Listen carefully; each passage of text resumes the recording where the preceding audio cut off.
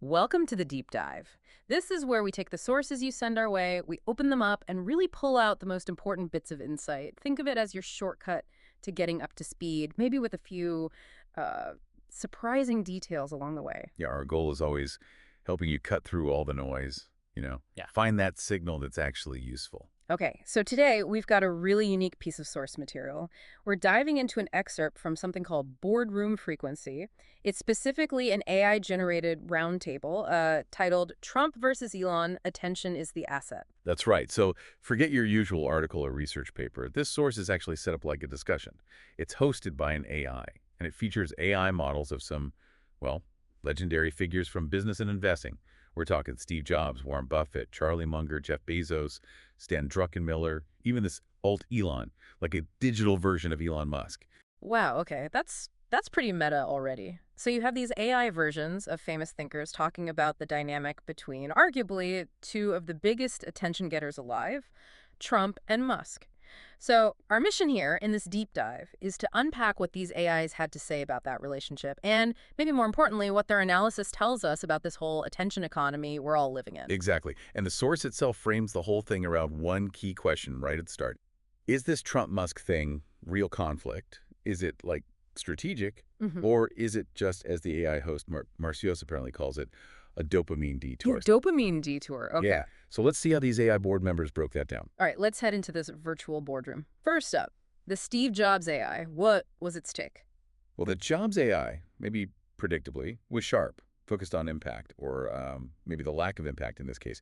Its main point was that in this whole public back and forth, neither Trump nor Musk is actually building anything substantial right now. Building, yeah, that sounds very Jobs. So it saw Trump optimizing outrage, Elon optimizing engagement. Right. Different methods, but the Jobs AI call them different tools, same addiction. Addiction. Addiction to what? To attention, basically, to Yeah. the reaction. Yeah. And what the Jobs AI apparently found, well, frustrating, according to the source, was this tendency to mistake disruption for actual depth, for real value. It had a specific dig at Elon about Twitter, saying he had a chance to make it better, but just made it louder. Louder, not better. Yeah, and the really sharp line from the source is, disruption without taste is just noise. Oof. Disruption without taste is just Yeah. noise. Okay, that's definitely got that job spin. So if that's the builder disruptor view, what about someone focused purely on, fundamental value, long-term thinking, like the Warren Buffett AI? Ah, yeah, the Buffett AI. It brings out the classic wisdom, doesn't it? It apparently went straight for the you don't know who's swimming naked until the tide goes out analogy.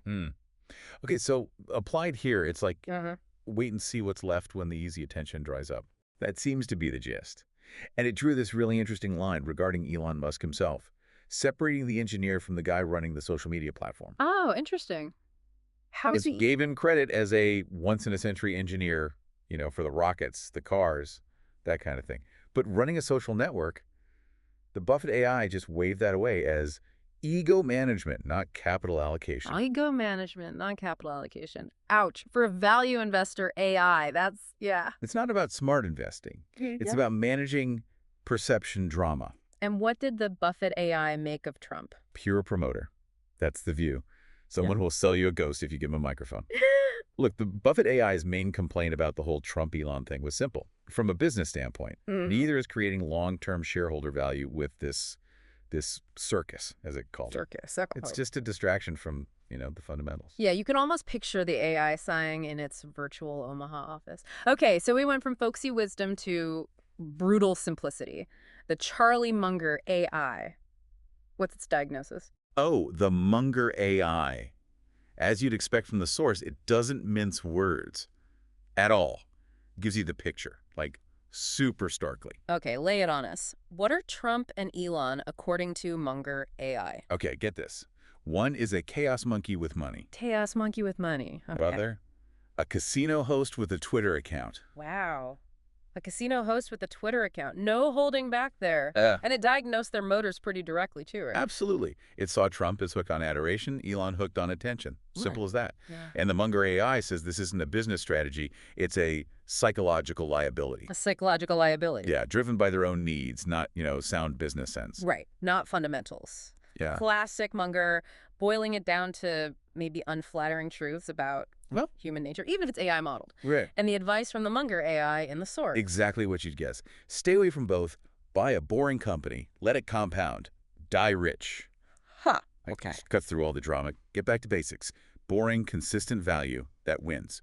Hard to argue with that, honestly. Okay, so we've heard from the builder, the value guy, the blunt partner. Let's shift gears. What about the macro perspective? Markets, flow, the Stanley Druckenmiller AI. How did it frame this? Right. Druckenmiller. This is where the language definitely shifts. The Druckenmiller AI apparently made it super clear it wasn't about the politics or the personalities the usual way. It's all about markets, flow, finding an edge. And it used a key term from the source, narrative liquidity. What's that about? Yeah, that's a really crucial concept from this source. The Druckenmiller AI sees this whole Trump-Elon thing generating huge narrative liquidity, meaning like a constant churn of stories, attention, stuff you can trade on based on the narrative itself. And it sees a mutual need there. Trump needs Elon's platform to stay relevant, get his message out. And Elon, well, he needs Trump's chaos, the controversy, to drive engagement on X. So it's transactional, like the AI said, mutual benefit, but... But no alignment. Exactly. Yeah. They're not on the same team. Not really. But the interaction benefits both by creating this high-energy narrative environment. The Druckenmiller AI basically framed the whole thing like a trade. Like a market trade, how... It's called it a short-duration trade. Yeah. High volatility. And importantly, no fundamentals. No fundamental. Right, you're not investing in the underlying value of anything here. You're just trading the swings, the ups and downs generated by the story. A short duration trade, high volatility, no fundamentals makes perfect sense for a macro trader AI.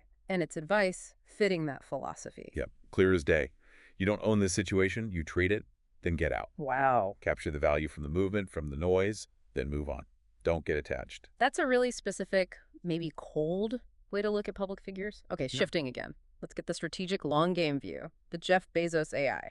What did it focus on? Bezos AI apparently drew an immediate contrast. It talked about Amazon's approach, relentlessly focused on compounding trust, building that customer trust over time. Okay, and it saw the Trump-Elon stuff as the opposite of building trust or durability. Exactly. It basically said Trump creates division, Elon chases virality. And the key point was neither is focused on durability. They're going for the quick hit, the immediate reaction, not building something solid that lasts because people trust it. And the Bezos AI had a warning based on that. A stark one, yeah. Platforms that scale on rage always break. A direct hit on engagement models that rely on negativity. It advised not confusing all the noise they make with actual valuable signal. And it predicted the next big platforms won't be built on retweets and rage, but on relevance, delivering real value, real information. Relevance, not just retweets. That's a strong counter-narrative. Okay, this AI boardroom is fascinating. Last one, and maybe the weirdest. The Alt-Elon AI, the AI version of Musk himself. What's its take? This has to be unique. It really is. The Alt-Elon AI offers this kind of self-aware analysis of the human Elon's public persona. Its big observation was that human Elon collapsed the stack. Collapse the stack. What does that mean here? It means he kind of merged all these different roles, CEO, influencer, agitator, media personality, into one single, often unpredictable public figure. Right. And what did the Alt-Elon AI say happens when you do that? When you collapse the stack? Well, it increases output, right? He's constantly generating stuff, reactions, but it destroys trust vectors. Destroys trust vectors. By being all those things at once, sometimes contradicting himself, it makes it harder for people to trust any one part of his persona or the platforms he runs. The Alt-Elon AI also pointed out Trump injecting the volatility and then human Elon amplifying it using the algorithms. And it had a specific name for that behavior. It did. It called it feedback hacking. Feedback hacking. Yeah, arguing it's not really about free speech in the old sense. It's about gaming the system to get the biggest reaction, maximum engagement. That's a really powerful term for it. And this Alt-Elon AI had a pretty mind-bending conclusion about who's really in charge of all this chaos. It wasn't just Trump or Elon, was it? No. And this really makes you think about who had agency, you know? The Alt-Elon AI concluded that neither Trump nor human Elon is really steering the ship. It said, the users are. They just don't know it yet. The users? Right? Because the algorithms are built to give users more of what they click on, what they react to. So user behavior driven by dopamine hits, tribal clicks, is actually pushing the direction of these platforms and the stories that blow up on them. So our own reactions are feeding the beast, and that's what keeps this whole dynamic going. Yeah. That's heavy. It totally reframes it, right? It's not just two guys yelling. It's about the system they're in and how we, the users, power it. Okay, wow. Let's try and pull this together. The source wraps up with the AI host, ROCS, giving a kind of board consensus. How did it boil down these different views? Yeah, Marcy AI gave like a lightning round summary, pinpointing the core issue from each AI's perspective. Like the Jobs AI saying the product, maybe attention itself, is polluted. Exactly that. And the Buffett AI saying the fundamentals are fake. It's not real value creation. Munger's take that the incentives are broken. Right. It's those psychological liabilities driving things. Druckenmiller just seeing it as a short-term trade. All volatility, no substance. Bezos warning that trust is fragile, especially when it's built on rage, and that won't last. And then Alt-Elon reminding us of that kicker. The users are the algorithm. They're driving, even if they don't realize it. So the source's final word on this whole Trump versus Elon show, it's not really a personal fight. Nope. It frames it as a feature, like a built-in part of the attention economy. A feature where value isn't built the old-fashioned way, but Yeah. how did the source put it? It's borrowed from your brain. Yeah. Your attention is the actual asset being mined here. That's a really powerful way to think about what's happening when you're scrolling. You're paying with focus. Definitely. The source then ends with one last thought from someone named Jonathan. What was his angle? Another layer. Jonathan's point was more about you, the listener, or anyone watching this play out. If you're mostly just consuming the drama, watching the fight, instead of analyzing the systems underneath it all, the narrative liquidity, the feedback hacking we talked about, then you're not really compounding value for yourself. Right. You're not compounding, you're consuming. That brings back the investing language. Exactly. He basically says, let them yell, let them make the noise. The real goal, from his view, is to build your own systems, your own strategies, that kind of profit or create value regardless of the shouting, to get the alpha, the edge, without getting sucked into the drama yourself. Extract the alpha, ignore the noise. And the Mark CS AI signed off with that same kind of vibe, right? Almost like a market closing bell. Yeah, let the noise fuel the narrative. We'll extract the alpha, compound, cash flow, conserve. And the source apparently had a specific call to action about a portfolio right at the very end, which really underlines the analytical, almost trader-like mindset of this whole AI roundtable. Yeah, it definitely shows how people who think in terms of systems and value look at even these huge public personality clashes, not as just drama, but as data points, maybe, opportunities within a bigger game. Exactly that. Okay, so as we wrap up this deep dive into this really unusual source, what's the main thing we've pulled out about the Trump-Elon dynamic, according to these AI minds?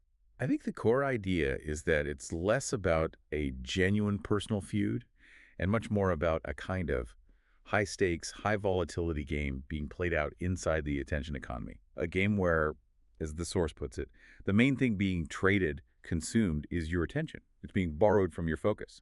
And understanding that frame, that perspective from these AIs seems really important. It helps you maybe tell the difference between the constant noise that's designed just to grab you and the signal that might actually be useful, whether you're, looking at markets, building something, or just trying to stay sane online. It kind of highlights that choice. Yeah. Are you just consuming the drama, or are you trying to compound value somehow? Yeah, exactly. Are you letting your attention get borrowed? Or are you deciding where it goes? And maybe the most provocative idea to leave you with, coming straight from that Alt-Elon AI in the source.